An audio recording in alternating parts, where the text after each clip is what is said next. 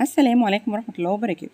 في سؤال دايما بنتسأله من أولياء الأمور والطلبة، هو ليه إحنا بناخد مادة اسمها دراسات؟ وليه نعرف الحاجات دي؟ هنستفاد منها إيه؟ طيب ليه آخد أعمال الملوك وتاريخ الحضارات؟ ليه أعرف الجبال والتضاريس؟ يمكن دي من أكتر الأسئلة اللي دايما بنسمعها من أغلب الطلبة وبرضه ممكن من أولياء الأمور.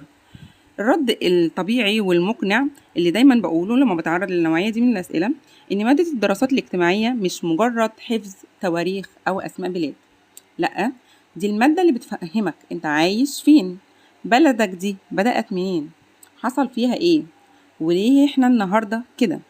الدراسات بتخليك تعرف تاريخ بلدك، وبتفهم قيمة جيشك وناسك، ومين اللي ضحى عشانك وعشان تكون في مكانك ده دلوقتي.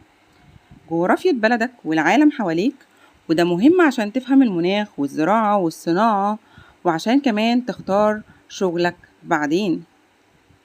طيب ازاي تفكر بشكل ناقد؟ ده كمان حاجة من الدراسات اللي بتعلمهولك.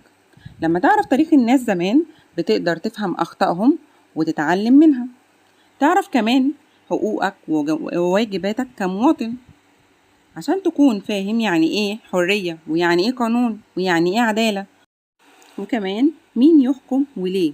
يعني انت لما تذاكر دراسات، انت مش بس بتنجح في مادة، انت بتجهز نفسك عشان تكون انسان فاهم، انسان مثقف، عارف ازاي تعيش وتفكر وتقرر في حياتك. زي مثلا انت كطالب لو في يوم اشتغلت مهندس او طبيب او تاجر، لازم تبقى فاهم خريطة بلدك، لازم تعرف فين الموارد، فين الناس، ايه اللي حصل في الماضي أثر على الوضع الحالي. الدراسات بتساعدك تشوف الصورة كاملة مش بس جزء منها. يا ريت دلوقتي نكون عرفنا احنا ليه بندرس مادة الدراسات الاجتماعية.